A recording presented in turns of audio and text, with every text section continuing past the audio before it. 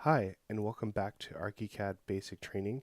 And in this lesson, we're going to continue to talk about layers and layer combinations. So let's get started. So we have the layer name, and you would when you create layers, you typically don't want to have any spaces in them, and you want to kind of keep them rather short. And then you have this extension, which is a nice feature if you are doing various different iterations of something, or you want to better organize your layers with extension.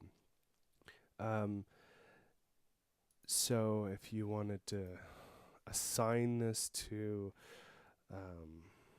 somebody, or if you wanted to give it just a little bit more information that you wouldn't find here. And I'm going to show you something. So when you create a layer, you just type out whatever name you want. And when you put a period, everything after that is going to be an extension. So I could say AWOL site. And then when I create that, it automatically creates that extension.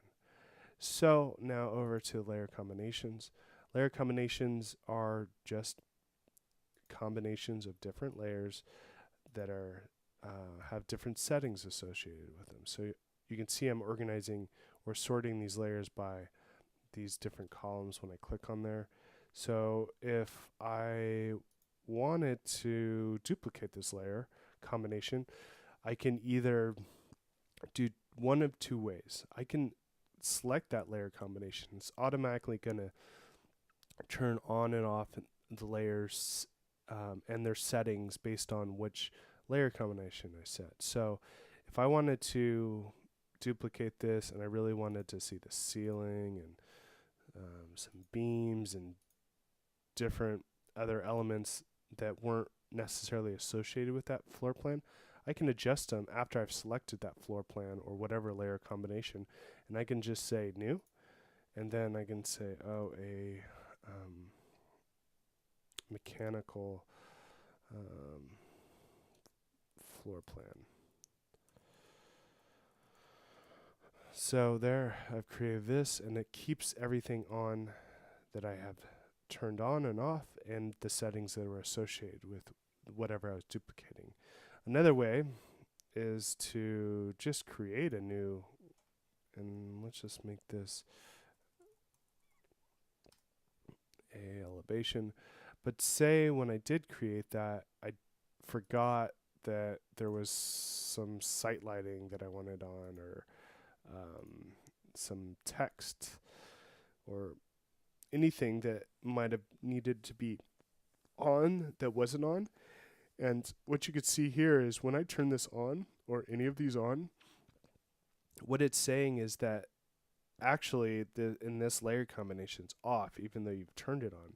And down here, I can push update, and now it shows it as on, because now it has been updated based on what settings I have changed. So you just want to be cognizant of that when you're going through and adjusting your layer combinations, because I've probably done this 1,000 times where I open it up, I'm looking at what layer combination I want to adjust. I go over here and I say, oh, actually I want to turn these on, and then I'll just push OK. But in reality, it hasn't been adjusted to the layer combination that what I was actually adjusting. I need to push that update button.